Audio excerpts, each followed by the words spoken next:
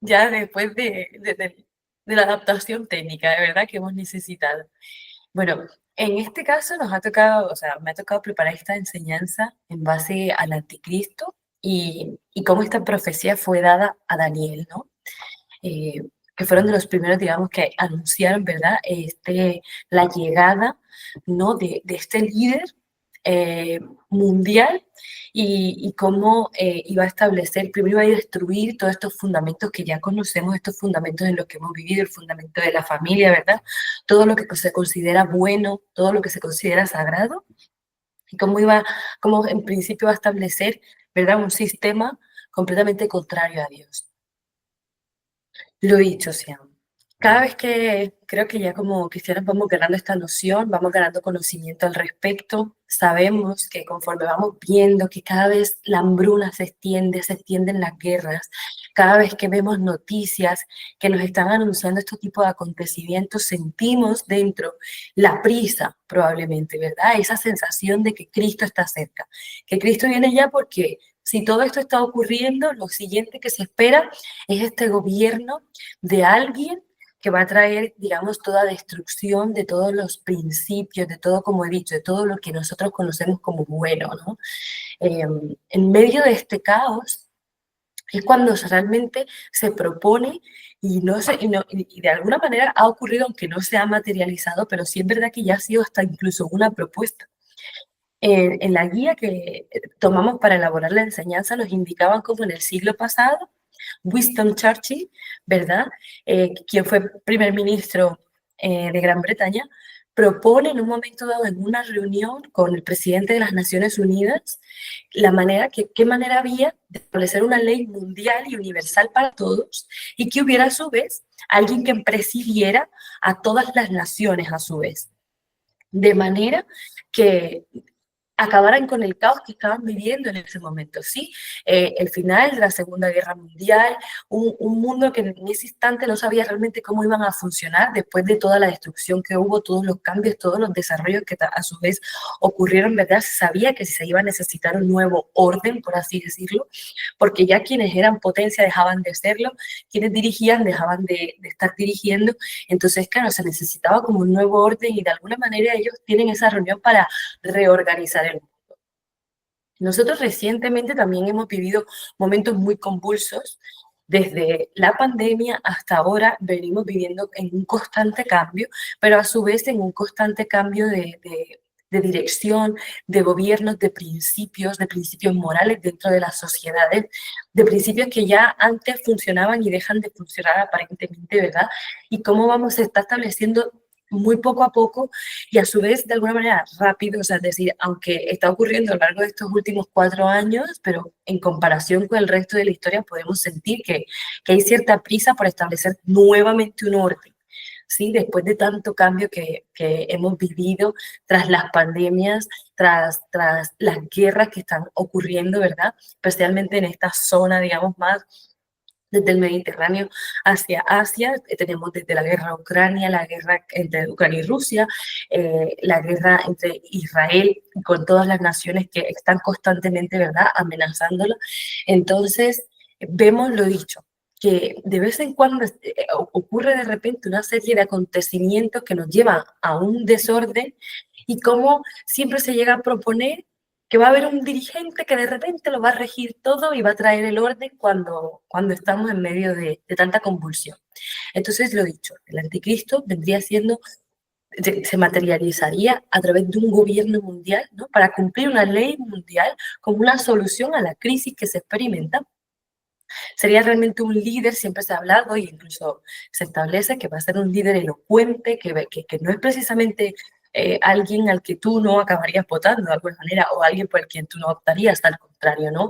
Al final, el espíritu del anticristo está basado mucho en la persuasión, en el engaño, en que parezca bueno algo que realmente en el fondo es malo, ¿cierto? Entonces, lo dicho, va a traer con astucia y con engaño, nos va a proponer una paz y una seguridad y después se revelará perfectamente como lo que es, y es el gran traidor, ¿verdad? El gran destructor. Esto ya ha sido profetizado en la Biblia, de ahí por eso que decía que como comunidades cristianas nosotros vamos cada vez sintiendo más esa premura en el hecho de que Cristo vendrá pronto, porque las cosas que debían anteceder al fin están ocurriendo y de manera cada vez más frecuente.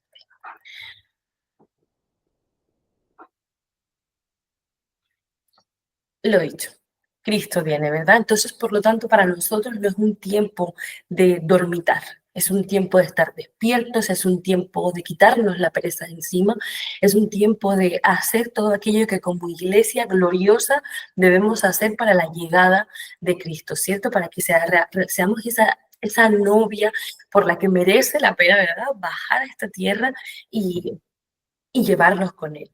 Entonces, la Biblia lo dicho, la Biblia contiene toda esta verdad la podemos ver anunciada y a su vez este sentimiento de que el tiempo está llegando cada vez más, lo vemos en Jeremías 4, versículo 7 y también en Jeremías 6, versículo 26.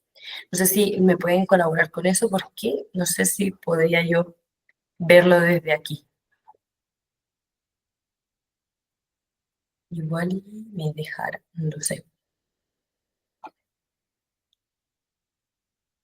Estamos buscando, ¿vale? De acuerdo.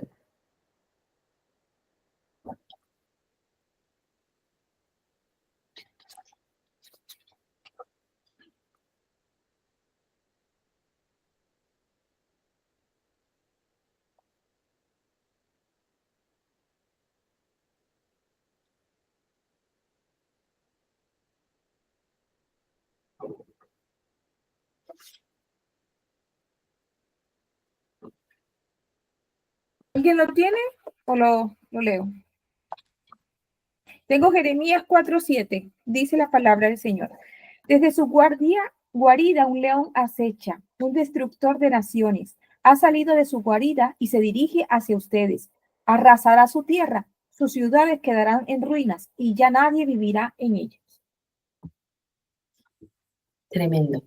Nos anuncia precisamente eso, ¿verdad? Que, digamos, ese grande orador viene ya. Y en Jeremías 6:26 lo hemos leído.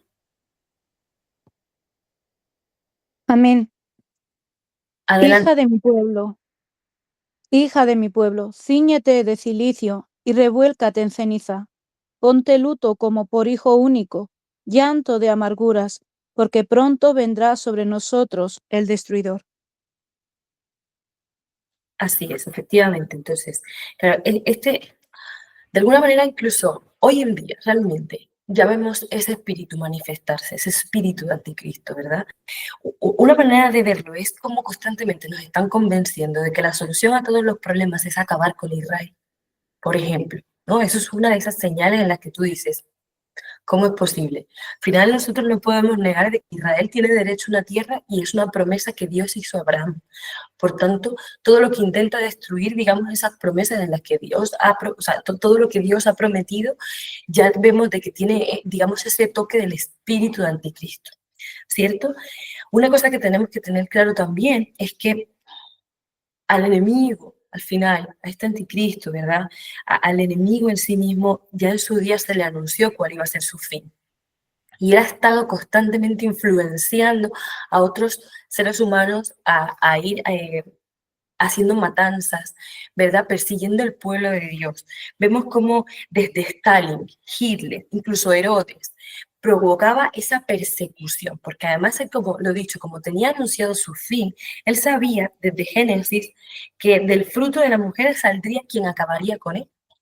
Entonces, ha estado constantemente influenciando, con lo dicho, a otros dirigentes, a gente que subía al poder exclusivamente para la persecución de ese fruto del vientre de una mujer que en un momento dado iba a darle fin, ¿de acuerdo? Y una vez incluso, a pesar de que Cristo ya lo ha vencido, va a necesitar nuevamente que Cristo vuelva porque es que ahora vendrá ya directamente encarnado en un hombre. Y este hombre, como hemos dicho, es precisamente un político extremadamente inteligente, excelente. Entonces, claro, llega un instante en el que nosotros nos tenemos que estar alertas y no dormidos, no dejarnos engañar de que quien se suba al poder no nos pueda prometer una solución rápida al caos y el conflicto que estamos viviendo, ¿cierto? Nosotros sabemos de que estos tiempos finales va a traer también, a su vez, complicaciones para nosotros como cristianos, desde persecución, ¿verdad? Desde el aborrecimiento que van a tener a todos nuestros principios, ¿cierto? Entonces, lo dicho, hay que estar despiertos. Ya los últimos tiempos no es algo lejano. Hoy en día ya son nuestra realidad. Lo vienen siendo desde los, bueno, sobre todo desde los, yo creo que desde el momento en el que se cumplió la profecía de ver a Israel nuevamente, digamos, reunida, ¿no? Como un Estado en sí mismo, creo que ese fin de los tiempos cobró cada vez más sentido para, incluso para ellos mismos como judíos, pero además para nosotros como cristianos ha cobrado un sentido todavía de premura, ¿cierto? Entonces, así que debemos permanecer, lo dicho, velando, orando, predicando, porque además hace parte de, digamos, de nuestro propio llamado el hecho de poder predicar la palabra e ir contribuyendo, ¿verdad? Ir allanando el camino para esa segunda venida de Cristo, ¿cierto? Entonces, en Proverbios 22:3 nos hablan de eso, de cuál debe ser realmente la postura de una persona eh, cauta, ¿sí? No sé si alguno me pueda contribuir con eso. Irán viendo Maggie, las eh, palabras. yo, dice Proverbio 22:3, el avisado ve el mal y se esconde, mas los simples pasan y reciben el daño. Así es. El avisado ha de prepararse para eso, ¿de acuerdo? Para evitar gran parte del daño. Nosotros al menos mitigar lo que sabemos perfectamente que va a acabar ocurriendo, ¿no? Entonces, desde la guía con la que se prepara, ¿verdad?, la enseñanza nos decía, la buena noticia es que antes de que llegue el día malo, la iglesia de Jesucristo estará protegida en él, pues ya no estará en la tierra. La novia del Cordero no le verá la cara al anticristo. ¿De acuerdo? Entonces, no quiere decir eso, como decía, o sea, no quiere decir el hecho de quizás no verle la cara al anticristo, no quiere decir que no vamos a ir viendo cómo ese espíritu está influenciando a su vez este mundo. ¿De acuerdo? Entonces, y tendremos consecuencias por ello, ¿no? Desde, como decía, desde la persecución, desde el rechazo, bueno, incluso hace no mucho veíamos noticias, ¿verdad? De hermanos en la fe, que no solo son perseguidos, sino que además les dan muerte. Ahora mismo desde Irán incluso lo hemos visto. También lo estamos viendo en Siria, ¿cierto? Con este nuevo régimen, cómo están persiguiendo a nuestros hermanos en fe y por esa iglesia perseguida siempre la vamos a tener que tener siempre presente, porque así como de momento parece algo lejano, a su vez está siendo algo bastante presente. Hace un día, ayer me parece que fue que leí una noticia incluso de que dentro de Colombia el ELN estaba empezando a perseguir al pueblo cristiano, cosa que se sabe. Yo no sé si ustedes lo saben, pero las cifras de la iglesia perseguida dice que Colombia es el segundo país donde se produce más persecución y es sorprendente porque lo primero que piensas es en cualquier país que de pronto aplique la ley islámica o algo por el estilo, pero de repente caer en la idea de que Colombia puede estar en ese top 10 de los países donde se persigue más a la comunidad cristiana, choca, choca, ¿no? Pero al final nosotros tenemos que tener nuestra visión puesta completamente en Cristo, en su testimonio, en ser testigos de él al mundo, en vivir en esa gloria y en ese gusto de que él vendrá ciertamente por nosotros, ¿verdad? Bien, entonces, ¿cómo hemos conocido esto, lo dicho? ¿Cómo hemos conocido toda esta información? ¿Quién nos puso, digamos, en sobreaviso? ¿Quién empezó a testificar sobre esto? ¿A quién se le dio esta visión? Y ahí es donde entra Daniel, ¿verdad? Una persona que vivió un tiempo complicado, vivió un tiempo en el que encarnar, digamos, el ser hebreo, el ser judío, fue algo complicado porque se tachaba como algo malo culturalmente en el entorno en el que él estaba, ¿verdad? Pero cómo fue él fiel y cómo eso fue derivando en una comunión con el Señor tan fuerte que le llevó a tener no solo visiones de esto, sino también visiones del propio Cristo, ¿verdad? De ver el fin de los reinos, de los imperios, e incluso cómo Él nos anuncia sobre este tiempo final y cómo iba a venir una bestia que era lo suficientemente horrorosa como para que él mismo se turbara mientras estaba teniendo esta visión. Bien, entonces, Daniel se encontraba en Babilonia, como sabemos, a raíz de la primera deportación de judíos a esta tierra, pero él representaba rasgos que le hicieron idóneos para estar en el palacio, junto a otros jóvenes. Él tenía una serie de características que le hicieron idóneo para poder estar, digamos, en el palacio muy cerca de los dirigentes de este imperio babilónico que no era poca cosa, que realmente era un imperio bastante importante en ese tiempo, ¿verdad? Una de esas características que él tenía para que se le hiciera idóneo era pertenecer a un linaje real, de una buena reputación, era un joven con una muy buena reputación, era enseñado en toda sabiduría, estaba siempre dispuesto al aprendizaje, ¿verdad? Y en ese momento en el que a él, digamos, es escogido para este fin, para llevarlo y ser formado, adoctrinado, por así decirlo, ¿verdad? Preparado para poder estar en esa vida en palacio, se produce una cosa y es que le cambian su nombre por uno pagano, le servían comida y bebida ofrecida en honor a otros dioses, vivía en una cultura muy opuesta a la suya, ¿no? Una cultura pagana que era muy opuesta a la suya.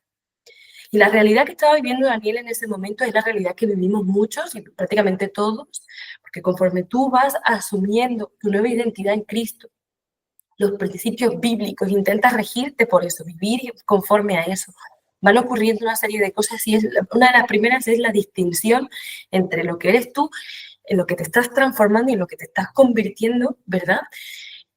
Y el mundo del que procedes, esa cultura de la que procedes, esa cultura en la que continúas viviendo pero ya no haces parte de ella, y entonces empiezan a producir una serie de dicotomías y aquello puede tener una serie de efectos en nosotros, ¿verdad? La postura de Daniel ante todo esto siempre fue de fidelidad ante todo. Él no cambió sus creencias, él no llegó a negar a Dios, él le honró en todo lo que pudo, ¿verdad? Nunca cambió su alimentación, por ejemplo. Y esto le llevó a choques, esto le llevó a ser visto, entiendo yo, como un raro, ¿verdad? Como un radical, como alguien, incluso en un momento dado seguro que le verían como una persona extremista de alguna forma, ¿no? Por mantener esa fidelidad tan a rajatabla, incluso cuando sobre su vida había algún tipo de amenaza, él aún así permaneció fiel. Y sé que es complejo a veces determinarnos de esta manera, pero es necesario que lo hagamos porque lo dicho, nosotros de este mundo nos acabaremos yendo, ¿cierto? Entonces, ¿qué necesidad tenemos de, digamos, acoplarnos hasta el punto en el que, en lugar de influenciar este mundo para bien, sean las tinieblas las que nos acaben fagocitando a nosotros, ¿verdad? Daniel se constituye finalmente como un profeta a raíz de toda esta comunión, de toda esa comunión que él empieza a establecer con Dios, pero yo creo que además como sin ninguna intención, porque hay veces en las que nosotros, y está bien, pero hay ocasiones donde nos enfocamos mucho en los dones que nosotros queremos tener, ¿sí? El Señor, dame la capacidad de, Señor, dame este don, Señor, activa esto otro, pero creo que si en lugar, ¿verdad?, de querer como, si en lugar quizás de enfocarnos en los prodigios, de enfocarnos en este tipo de cosas, nosotros lo que hacemos es fijarnos únicamente en quiero tener una relación con Dios, quizás aquellas cosas vienen, como dice bien su palabra, vendrán por añadidura, ¿cierto? Incluso sin buscarlo de alguna forma, pero también es verdad que está bien que tú tengas muy claro el don que quieres, oye, y si puedes pedirlo, pues bien por ti, pero ciertamente al final nuestra finalidad debe ser tener una relación con Dios tan cercana, ser tan fiel, ser tan constante como lo pudo haber llegado a ser Daniel, ¿verdad? La profecía precisamente es una búsqueda constante, es estar constantemente investigando qué dice Dios, qué dijo Dios, qué está diciendo en este tiempo, qué es lo que está en el corazón del Señor, qué es eso lo que el Señor anhela de nosotros, ¿verdad? E intentar incluso establecer tal relación en la que tu vida se basa en agradarle, ¿sí? Entonces, Daniel, lo dicho, llegó a establecer tal relación que incluso profetizó acerca de Cristo, de su resurrección, del desarrollo de los imperios, ¿cierto? Tuvo mucha claridad en su tiempo, fue muy sabio, o sea, no es cuestión exclusivamente de que, oye, el muchacho tenía cierta predisposición para aprender, como nos dicen aquí, sino que además él como que nunca tuvo suficiente y fue mucho más allá y intentaba alimentarse constantemente, ¿no? Investigaba él a sí mismo la palabra de Dios. Él hizo algo que también le vimos hacer a Cristo y era el citar a profetas que le habían precedido, ¿cierto? Investigaba lo dicho, investigaba muchísimo, tiene una práctica diaria, se habla mucho de el tiempo que él pasaba orando, las veces que llegaba a orar al día, ¿verdad? Cómo lo hacía además de una forma, o sea, no necesariamente como pública, pero él nunca escondió eso y aquello creo que inspiraba a todo aquel que le conocía. Bien, pasamos al siguiente. Y lo dicho, él se determina no contaminarse, ¿no? Es una de esas primeras cosas que él hace en la que él determina no contaminarse de este mundo. Eso lo vemos en la palabra en la que intentan ofrecerle comida, vino. Al principio se lo ofrecen, pero llega un momento dado en que se lo imponen y él aún así dijo, oye, no, yo no me voy a contaminar con nada de esto, especialmente porque muchos de esos alimentos que le ofrecían estaban sacrificados para otros dioses.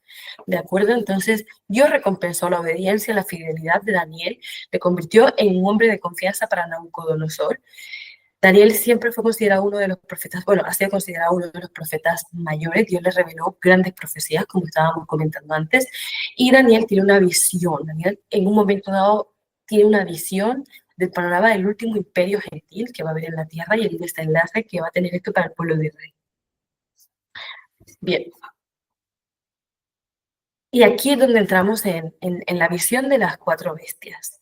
Estas grandes cuatro bestias, él en ese momento llega a tener esa visión. Es una visión que yo entiendo que no fue una cosa como...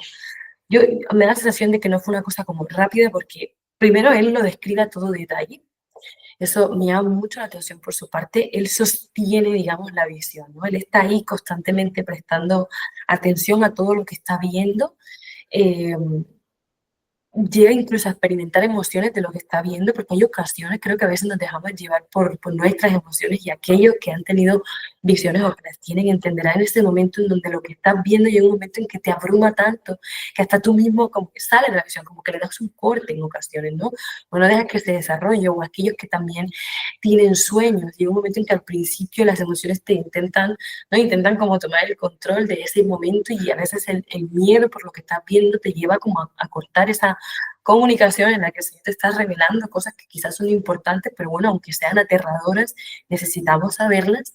Pero en este caso él se sostuvo en esa visión, ¿verdad? Y estaba completamente enfocado y eso nos permitió a nosotros de alguna manera tener hoy en día este material, ¿no? El tener una descripción exacta de cómo iban a ir ocurriendo los distintos imperios que han ido de alguna manera gobernando esta tierra, todo lo que iban haciendo, incluso características que son muy detalladas, muy propias de cada uno de los imperios estos que como digo, se han establecido en la tierra, y cómo se anuncia una cuarta bestia, ¿no?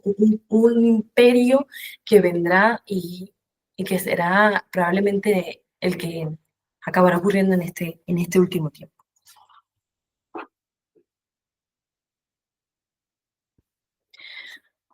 Lo dicho, Dios le muestra a Daniel lo que habría de acontecer en el aspecto político en el futuro. Es una continuación de la visión del capítulo 2. Esta visión del capítulo 2 hace referencia a ese sueño que tiene Nabucodonosor y que Daniel es quien finalmente consigue revelarle cuál era la interpretación exacta de ese sueño. Daniel precisamente haciendo como un paréntesis, hablando un poco de esa visión que tiene Nabucodonosor en ese capítulo 2, es verdad que no está centrado en esto, pero sí vemos un rasgo muy particular de Daniel, ¿no? Él en un momento dado se apoya, a mí me interesa, o sea, me gusta mucho, me llamó mucho la atención, de verdad, ese aspecto en él en que lo veo como trabajando en equipo. En un momento dado, cuando él ve que le hacen la pregunta de esta visión, ¿qué significa? Y él ve que no consigue verle ni son ni ton aquello. Y él pide a sus amigos, ¿verdad? Él intercede con nosotros, él pide a sus amigos que Dios revele esto, ¿no? Él no es una persona que diga, mira, yo es que tengo este don tan maravilloso, ¿verdad? Yo tengo una comunión con Dios tan buena que yo solo conseguiré averiguar esto, sino que él se apoya en otros. Y eso nos habla mucho de lo que ya sabemos, y es esta fe no está hecha para vivirse en soledad. Tenemos que apoyarnos, tenemos que tener una red de apoyo, gente que sea más, menos madura en la fe, gente con la que nos podamos apoyar, gente que nos pueda ayudar en oración, ¿verdad? La importancia de someternos también a una autoridad que nos pueda guiar, porque hay veces en las que te podemos tener el sueño, efectivamente podemos no tener la interpretación y que esas personas nos puedan guiar, nos puedan dar luz, ¿verdad? Que toda revelación llega en la comunión, pero no solo en la comunión mía con Dios, sino también de con los que puedo estar unánimes en un mismo espíritu y que de pronto la parte que yo no consigo interpretar, yo lo veo otra persona, ¿no? Esa importancia de nosotros rodearnos de gente con este tipo de sabiduría en la que podamos confiar de alguna manera y podemos también, ¿no? Poder hablar este tipo de cosas. Creo que cuando estamos así de juntos, unánimes en la búsqueda de lo que Dios está intentando decirnos, yo creo que eso conmueve el corazón de nuestro Padre. Los profetas deben, lo dicho, como yo opino que los profetas han de moverse juntos, ¿verdad? De someterse para que otro también pueda juzgar el contenido de aquello que ellos están interpretando, están viendo o están recibiendo de parte de Dios. Y lo dicho, que fue algo que a mí me llamó la atención porque él aplica, digamos, eso en este capítulo 2, pero vemos que esta visión de las 4 bestias es una continuación, ¿verdad?, de gran parte de esa visión.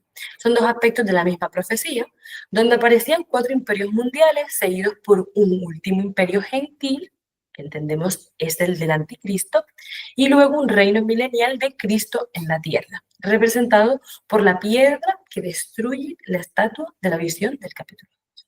Entonces, para centrarnos en la visión de estas 4 bestias, podemos leer Daniel 7, del 1 al 14. Quien pueda y me pueda echar una mano. Marjorie, yo, De Daniel acuerdo. 7, Sí, Daniel 7, del 1 al 14. Sí, sí puedes. perfecto, ya lo tengo aquí. Dice, en el primer año de Belsasar, rey de Babilonia, tuvo Daniel un sueño y visiones de su cabeza mientras estaba en su lecho. Luego escribió el sueño y relató lo principal del asunto. Daniel dijo, miraba yo en mi visión de noche y he aquí que los 4 vientos del cielo combatían en el gran mar y 4 bestias grandes diferentes la una de la otra subían del mar. La primera era como león y tenía alas de águila. Yo estaba mirando hasta que sus alas fueron arrancadas y fue levantada del cielo y se puso enhiesta sobre los pies a manera de hombre y le fue dado corazón de hombre.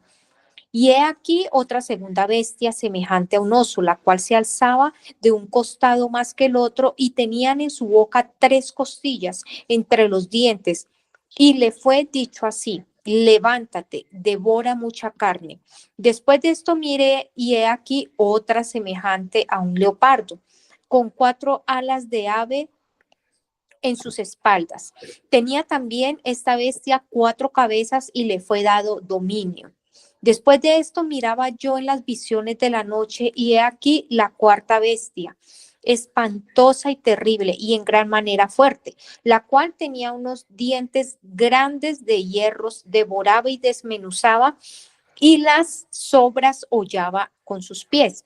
Y era muy diferente de todas las bestias que vi antes de ella y tenía 10 cuernos.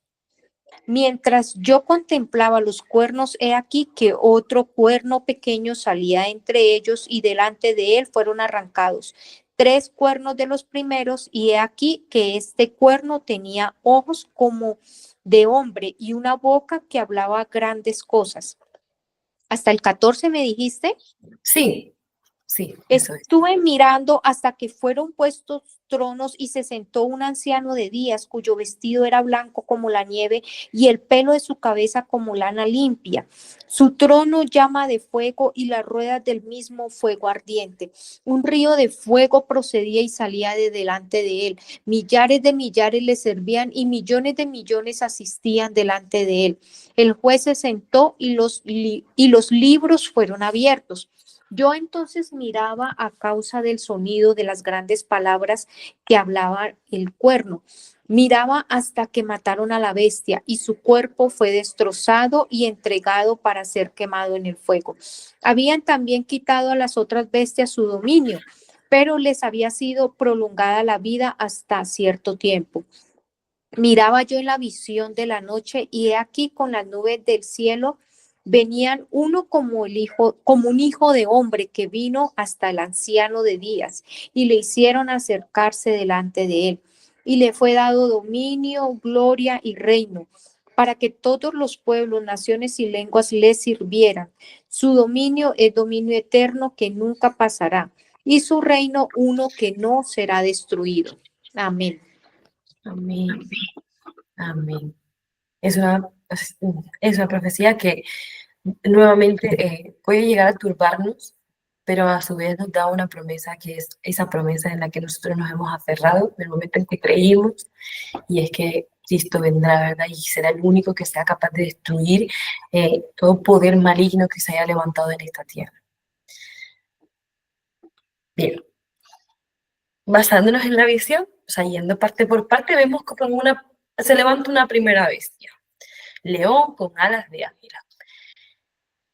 O sea, puse ponderosa, pero es la poderosa Babilonia, ¿de acuerdo? Ya corregiré ese error. Es la poderosa Babilonia, reina de las naciones. Fue un imperio que estuvo en pie en tiempos de Daniel. Precisamente él convivió con los babilonios en Babilonia, ¿de acuerdo? Entonces, vemos cómo fue precisamente un imperio, pero si no está hoy en día es porque efectivamente fue derrotado. La segunda bestia que vemos es un oso de 3 costillas en la boca, nos decía. Representa el imperio medo-persa, sucesor de Babilonia. Sus victorias se debían a la fuerza de su gran ejército, ¿no? Una manera como de decir, este oso tan grande se debía precisamente a que sus victorias se debían siempre a la fuerza de su gran ejército. La tercera bestia, un leopardo con 4 alas de ave en sus espaldas, era Grecia. Era un poco más estratega. Quizás sus ejércitos o sus victorias no se basaban precisamente en fuerza y en número, sino que en este caso se debían a la disciplina de su ejército. Tuvo un solo emperador. Este emperador, al morir, pues su imperio se dividió en 4 partes y lo asociaban como con esas 4 alas, ¿de acuerdo? Y luego tenemos esa cuarta bestia, que no se compara con ningún animal propiamente, un animal no que uno conozca, ¿verdad? Pero era feroz como ninguna otra, es feroz como ninguna otra, muy fuerte y espantosa, y esta es la que representa al antiguo Imperio Romano, que de alguna manera como que se extiende. De ahí un poco el tema de los cuernos, ¿no? Como ese Imperio Romano, aunque ya no es un imperio como tal, sí es verdad que parte de su cultura, parte de su ley, incluso una de las cosas que hizo el Imperio Romano fue tomar, ¿verdad?, toda esta doctrina cristiana y hacerla un poco suya, ¿sí? Bien, entonces, lo dicho, de la impresión que le dan esas 4 bestias que subían del mar de manera sucesiva, Daniel las enumera, ¿no? Nos va diciendo primero vi primero vi esta otra, ¿verdad? Primero el león, el oso, el leopardo y esta cuarta. Esta cuarta tenía 4 cuernos. En la fase final del Imperio Romano es lo que realmente nos está hablando, como esa fase final de ese imperio romano. El poder del gobierno gentil se levantará y dominará y controlará y someterá toda la tierra con el espíritu de este anticristo, ¿no? Aparecerá este gobernante que al final, digamos, de esos 4 cuernos veíamos cómo de ellos surgían otros 10 y estos a su vez, digamos que sale uno último. Entonces, claro, es una manera como si de esa cuarta bestia se fueran extendiendo diversos pequeños reinos, ¿cierto? Y en un momento dado va a surgir este cuerno, digamos, este último cuerno pequeño, que es lo que entendemos que vendrá ahí en ese instante el anticristo. Entonces, de alguna manera nosotros estamos en este periodo representado por toda esa diversidad de cuernos, ¿cierto? Como lo dije, este anticristo vendrá como gobernante absoluto. La ascensión de las bestias desde el mar es algo que también vemos incluso en Apocalipsis 17:15, si me pueden contribuir con eso. Vemos cómo esta misma visión luego se desarrolla todavía más en Apocalipsis, ¿verdad? ¿Quién pueda y lo lea?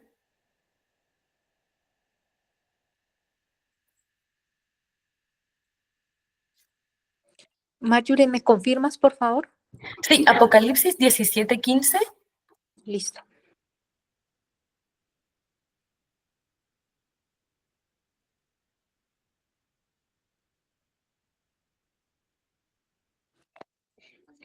(17:15).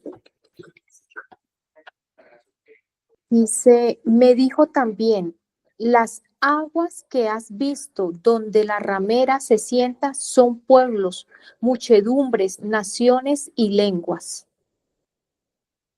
Bien, exacto. O sea, como esas 4 veces a su vez representaban como, digamos, que se toman de alguna manera y se terminan de desarrollar ahora como con otra representación en Apocalipsis, ¿vale? Que además recomiendo mucho leer ese capítulo porque dentro de lo que cabe también te habla nuevamente como ese final de cómo va a ir sucediendo como a más detalle ese espíritu del anticristo, cómo va a estar de alguna manera, ¿verdad?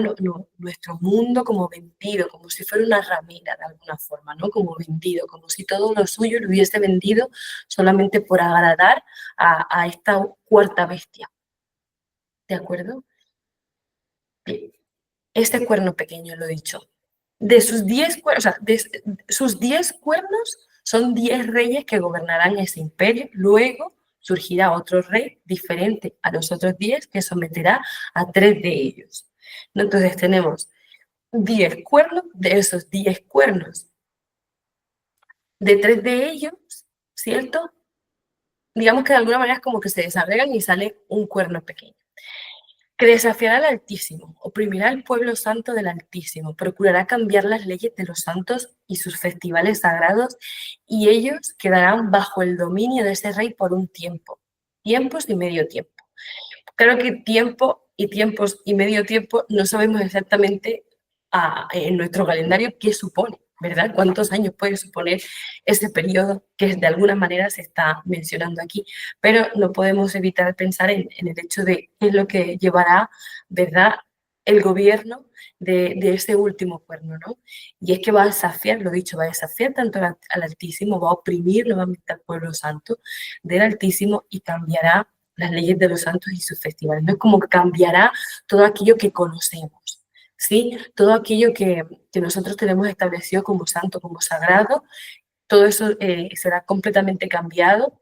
Lo estamos viendo la perversión de muchas de nuestras culturas, de muchas de las cosas que antes pensábamos que era lo fijo, es decir, una familia está compuesta de esta manera y como todas estas ideas han venido siendo pervertidas de alguna manera. Entonces, lo dicho, estamos dentro de ese tiempo final, poco a poco acercándonos finalmente a esto, ¿no? Por lo tanto, viene un imperio que será como si el imperio romano reviviera, ¿no? Pero formado por 10 reinos y un rey terrible que dominará finalmente a estos 10. Será un imperio del anticristo y nosotros estamos, lo dicho, como esos tiempos finales. Nosotros contamos con la promesa del regreso de Cristo para la destrucción de este rey terrible y Cristo se llevará finalmente a su novia. ¿De acuerdo? Entonces, esa es la promesa que nosotros tenemos, en eso debemos estar confiados, en eso debemos fundamentarnos, ¿no?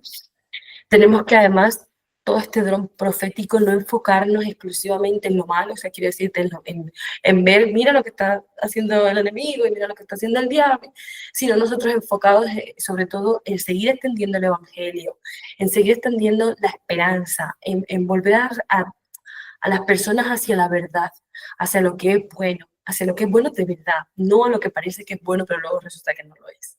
Nosotros tenemos que estar enfocados en eso, enfocados completamente en Cristo, que todos nuestros dones y todo lo que somos de testimonio de lo que Él es, de lo que Él hace y de lo que Él hará, ¿no? En eso es en donde tenemos que estar nosotros completamente enfocados. Y lo dicho, ¿cómo debemos de esperarle? Era como una comparación, ¿no? Al final, ¿cómo debemos esperarle? Está claro que impasibles, o sea, y pasivos y dormidos. No, nosotros tenemos que estar alerta, tenemos que estar despiertos, pero lo dicho, pero no para poner el enfoque en lo que no es, sino poner el enfoque completamente en Cristo, en tener una comunión real. En la comunión real es donde ocurren las verdaderas revelaciones, es donde se conmueve el corazón del Padre, es donde nuestro espíritu se conecta con el suyo, ¿cierto? Donde tenemos un mismo sentir, un mismo latir con Él, donde se renuevan nuestras fuerzas, porque estos tiempos no van a ser fáciles, porque vamos a ser cada vez más perseguidos, porque cada vez llegará un punto en que pidamos hasta permiso para poder congregarnos, ¿de acuerdo? Entonces, nosotros tenemos que estar enfocados en Él exclusivamente, en tener una relación con Él, una intimidad con Él, en que aunque venga hacia nosotros persecución, aunque nos amenacen con un horno de fuego, ¿verdad? Aunque nos amenacen con muerte, nosotros tengamos completamente la convicción de que Cristo vendrá, de que Él es quien nos hace justicia, de que Él es quien finalmente va a acabar con la destrucción de todo este mal que hay en la tierra, pero tampoco estar impasivos, o sea, tampoco estar esperándole exclusivamente, ¿no?, de bracitos cruzados, porque nosotros no somos el pueblo de Meroz, nosotros somos pueblo de armas tomar y pasar a la acción, predicar su verdad a todas las naciones para que en el momento en el que Él vaya descendiendo a esta tierra, todo el mundo lo pueda reconocer como lo que Él es y toda lengua y toda nación confiese a la vez su nombre. ¿Ok? Así que esa es nuestra misión. Nuestra misión al final no es, digamos, hacer exclusivamente cosas por Dios, sino tener la comunión con Él, vivir en su presencia para que luego a raíz de eso toda acción sea alimentada y esté en pos exclusivamente de agradarle a Él, de allanar su camino, ¿verdad? De facilitar de alguna manera, en la medida de lo que nosotros podemos contribuir, a allanar el camino en esta tierra, porque esta tierra hay necesidad, mucha necesidad de Cristo, de perdón, de esperanza, de amor. Entonces, Él es al final quien encarna todas esas cosas y ya simplemente tenemos que presentarle a Él.